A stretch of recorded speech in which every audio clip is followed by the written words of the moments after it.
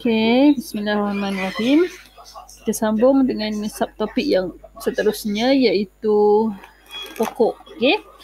Alright, so sebelum kita belajar tentang subgraph, so kita sambung dengan pokok. So apa yang dimaksudkan dengan pokok? Okey, pokok suatu graf. Bukan pokok tu bukan pokok intanam ni, pokok berkaitan graf. So pokok suatu graf ialah subgraf bagi graf. Subgraf bagi graf, tetapi dia ada ciri-ciri tertentu yang mesti dipatuhi. So apakah ciri-ciri tersebut? Okey, pertamanya ialah sejenis graf mudah. Ingat lagi tak apa yang dimasukkan graf mudah? So graf mudah ialah graf tanpa gelong, tak ada gelong dan tidak juga tiada juga berbilang tepi. Itu graf mudah. Okey, itu ciri yang pertama bagi pokok suatu graf. Okey, ciri yang kedua, semua bucu, semua bucu mesti berkait dan setiap pasangan bucu dikaitkan dengan hanya satu tepi sahaja. Kenapa semua bucu mesti berkait? Sebab ada keadaan, ini bucu, dan dia hanya bersambung, contohnya macam ni sahaja. Ada lagi satu bucu tu terbiar. Ini dia panggil sebagai bucu terpencil.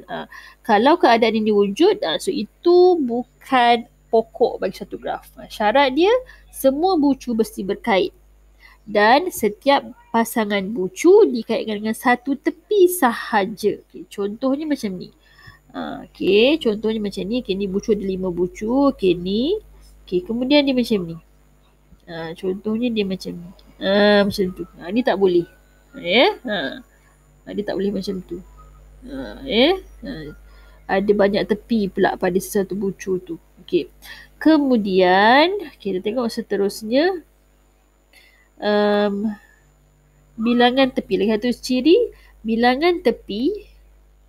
Bilangan tepi dia mesti bersamaan dengan bilangan bucu tolak 1.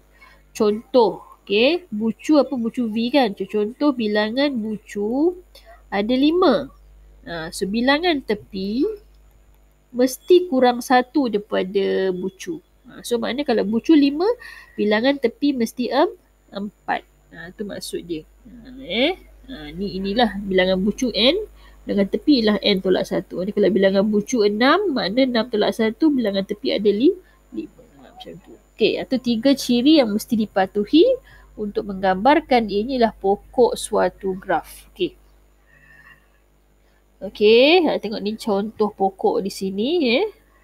Rajah 1 dan juga rajah 2. Tengok rajah 1. So rajah 1 dikatakan suatu pokok. Kenapa? Pertama, ciri yang pertama, semua bucu berkait. Nampak? Semua bucu berkait. A, B, C, D, E. A, B, C, D, E. Semua bucu berkait. Setiap pasangan bucu dikaitkan dengan satu tepi sahaja. Semuanya satu tepi. Satu tepi. Kemudian tidak ada gelong atau maknanya graf mudah. Tak ada gelong dan berbilang tepi. Jelas tak ada gelong, tak berbilang tepi. So, kemudian bucu mesti lebih 1 daripada tepi. Bucu 5, tepi 4. Itu dikatakan sebagai suatu pokok. Tengok rajah 2. So, rajah 2 bukan suatu pokok kerana apa? Kerana bucu B dan bucu E boleh dikaitkan dengan 2 cara. Mana bucu B? Ni bucu B. Ni bucu E. Kedua-dua bucu ni boleh dikaitkan dua cara. Nampak? B ke E. B ke E. Tapi B juga boleh pergi ke E dengan cara macam ni.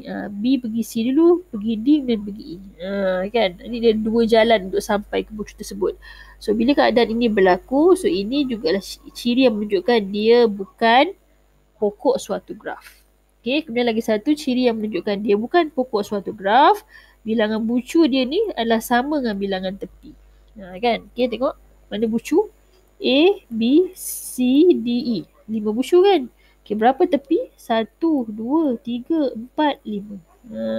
Jadi itu tidak menunjukkan suatu pokok bagi graf. Tengok yang ini. Bucu ada 1, 2, 3, 4, 5, 6. Tepi ada berapa? 1, 2, 3, 4, 5, 6, 7. Tu dah jelas menunjukkan dia bukan pokok. Sebab bilangan bucu dia ada 6, tapi bilangan tepi dia ada berapa tadi? 1, 2, 3, 4, 5, 6, 7. Lebih pula. Jelas dia bukan. Paling mudah lah untuk menentukan dia pokok suatu graf ataupun tidak. Tengok yang kedua, B. P, Q, R, S, T, U. Okay, ada 6 bucu. Bila 6 bucu, kalau dia pokok, dia mesti ada 5 tepi. 1, 2, 3, 4, 5. Okay, ciri tersebut dipatuhi. Dan tengok pula, adakah dia graf mudah? Ya, dia graf mudah sebab dia tak ada gelong dan tidak berbilang tepi. Kemudian ada tak tepi yang berulang lebih daripada sekali?